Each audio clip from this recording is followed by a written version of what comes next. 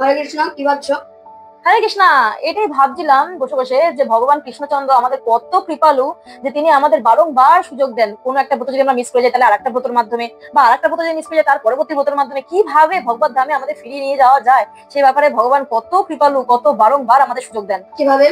হ্যাঁ, কিভাবে? তো 4 মাস ধরে চতুর্মাস ব্রত চলে, শ্রাবণ মাস থেকে শুরু হয়। এই চতুর্মাস ব্রতের মধ্যে প্রথম 3 মাস যদি কেউ ঠিক মতন নাও করতে পারে, তাহলে শেষ মাস মানে লাস্ট মাস চতুর্মাসে, সেটা হচ্ছে দামোদর মাস, সেই মাসটা যদি কেউ ঠিক মতন পালন করে, ভগবানকে ঘিয়ের প্রদীপ দেখায়, চার নিয়ম পালন করে, নাম জপ করে, তাহলেও সেই গোলকধামে ফিরে যেতে পারে। আর যে সেটাও করতে না পারে, মানে লাস্ট মাস দামোদর মাসেও যদি করতে না পারে কেউ, তাহলে দামোদর মাসের শেষ 5টা দিন, মানে দামোদর মাসের শেষ একাদশী থেকে শুরু হবে, রাস পূর্ণিমার দিন অব্দি চলে বিষ্ণ পঞ্চক ব্রত। হ্যাঁ, মহান ভক্ত ভীষ্মদেবের উদ্দেশ্যে তর্পণ করা, ভীষ্মদেবের উদ্দেশ্যে এই ব্রত ভক্তরা করে থাকে।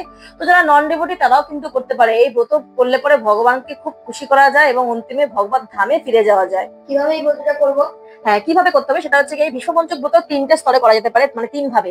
প্রথম স্তর হচ্ছে গিয়ে যে 5 দিন পঞ্চগভ্যের একটা একটা করে নিয়ে করতে হবে, মানে খেতে হবে, খেয়ে ব্রতটা করতে হবে, যেটা খুব কঠিন। তো সেটার জন্য সাজেশন কোনো ভক্তরাই দেয় না।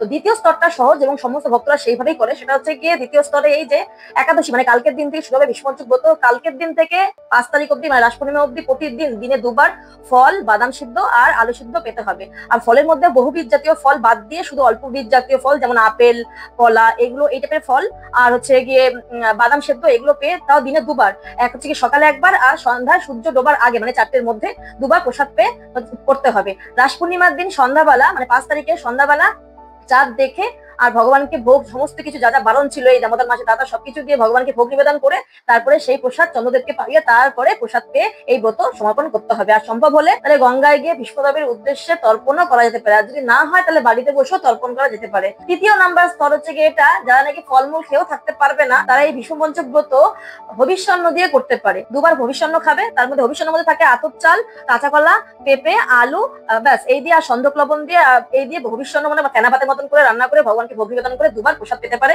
সকালে একবার আর সূর্য ডোবার আগে একবার। আর এই 5 দিন 5টা দ্রব্য ভগবানকে অফারিং করতে হয়। প্রথম দিন চরণে পদ্ম, আর দ্বিতীয় দিন উরুতে বেলপাত, তৃতীয় দিন নাভিতে গন্ধ, চতুর্থ দিন স্কন্ধে জবা ফুল, পঞ্চম দিন মস্তকে মালতী ফুল। এইভাবে করে বিষ্ণু পঞ্চক ব্রত 5 দিন করতে হয়। কালকে থেকে যেটা শুরু হচ্ছে, আগামী 5 তারিখ সন্ধ্যাবেলা এটা সমর্পণ হবে। এই 5 দিন যে চতুর্মাস না করেছে, এই 5 দিন মাত্র করেও কিন্তু সে পুরো মাসের ফল পেতে পারে। ইভেন সারা বছরেরও ভক্তি করার ফল সেই মাত্র 5 দিন কেউ করলে পরে পেতে পারে। তো এই সুযোগ কিন্তু হাতছাড়া একদম করা যাবে, এটা কিন্তু বিশাল বড় অফার। তো কালকে থেকে শুরু করবো বিষ্ণু পঞ্চক ব্রত, আর পুরো ডিটেলস এই ব্রতের আমি ডেসক্রিপশন বক্সে দিয়ে দেবো। বিষ্ণু পঞ্চক ব্রত কি যায়, হরে কৃষ্ণ।